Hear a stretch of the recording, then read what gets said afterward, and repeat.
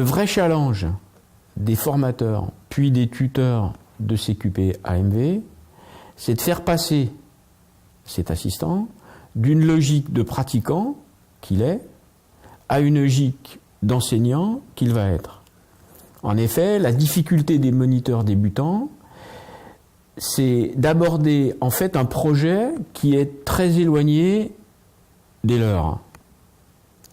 Je suis pratiquant et je dois me transformer progressivement pour devenir un enseignant. Ça se traduit comment? Dans leur première leçon, dans leur première situation d'enseignement. Ça se traduit de la manière suivante.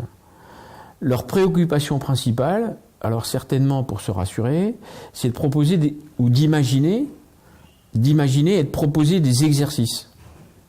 Ensuite, les exercices, il va chercher à les inclure dans une situation de formation, une situation d'enseignement.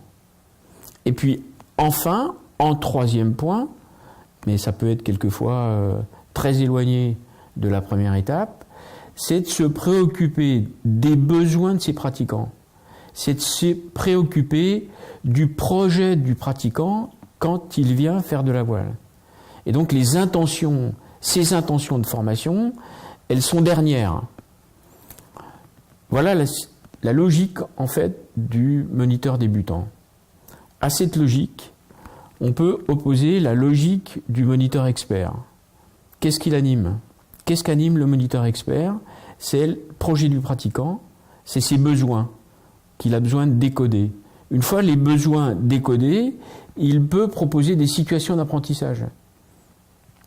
Et une fois qu'il a sa situation d'apprentissage, il va mettre en place des exercices qui répondent aux intentions du moniteur pour créer ces situations d'enseignement, qui répondent elles-mêmes aux besoins, aux réels besoins des pratiquants, et donc, dans la démarche d'enseignement de la voile, à répondre à ces projets.